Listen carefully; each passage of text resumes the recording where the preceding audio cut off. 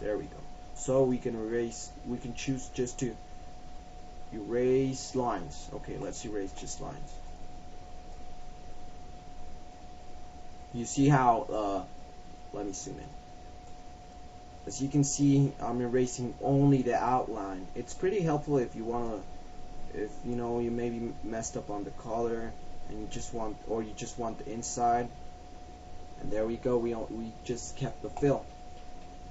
Or yeah.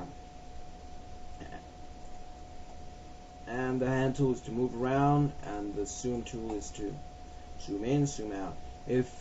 What I like doing is, just to get correctly, I hold on, I select the enlarge, hold on, draw a square approximately a little bit bigger but not too much above the painting zone, your marquee, and zoom in.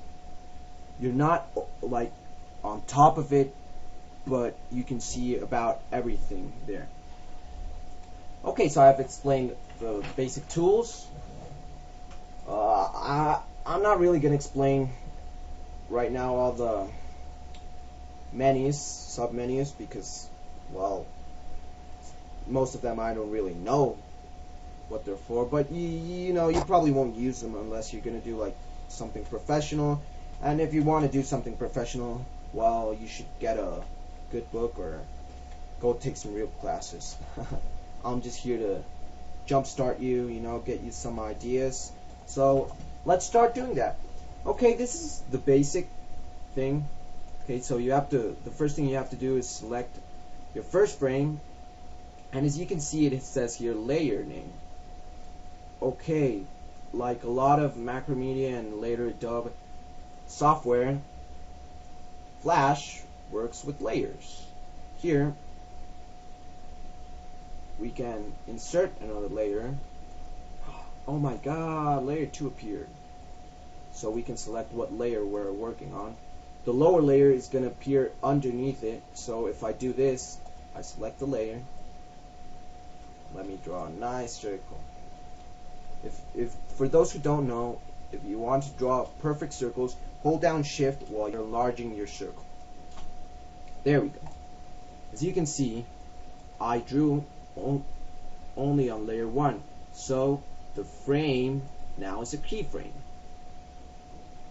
But layer 2, as you can see, is just like white. Layer 1 is already grayed out and with a black circle, which means it's been colored, or something is drawn on that layer. So let's check this out. Let's change the outline to green and the inside to white, so you can see it. So as you can see, it overlaps layer 1 because that's how they're positioned. Layer 1 is underneath layer 2.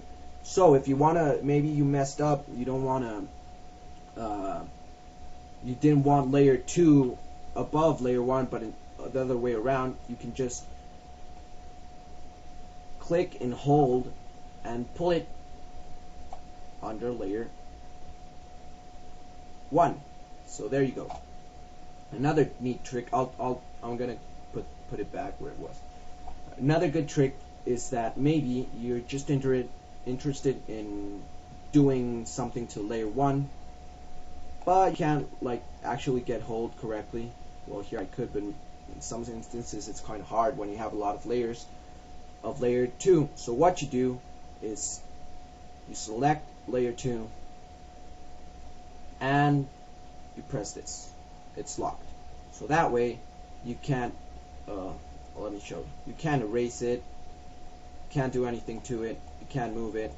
So there we go. You won't mess up. So now we can change freely layer 1 without worrying that we're gonna mess up layer 2. Another good trick is to only outline it. That way you can get an idea of what's layer 1. Here we press it. What's layer 2 without all the as in the other case, when maybe this looks kind of dumb right now that we only have 2 layers, but when you're working with maybe 30-40 layers, it helps a lot. Okay, let me turn it back. There we go. or you can just disappear it. I usually like combining these two, not showing or hiding the layer, and the locking the layer. So maybe, because if you only use hide layer, maybe you hide it but accidentally you press on the layer and you start, as you can see here, I can't actually see anything.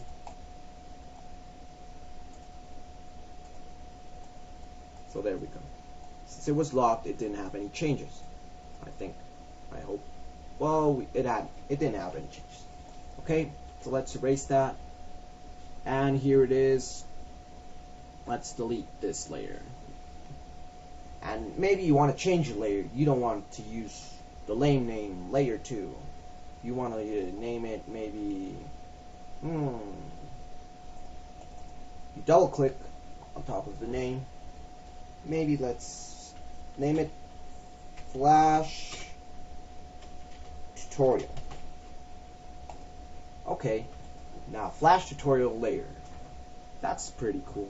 Okay, let's draw something on it. Okay, let's put a black stroke or outline and a fill of a blue. That way we can get a good idea. This is the first trick I'm going to show you. Okay? Well, not trick, the first actual lesson of animation in Flash. Okay, so you do a perfect circle right about here. There we go.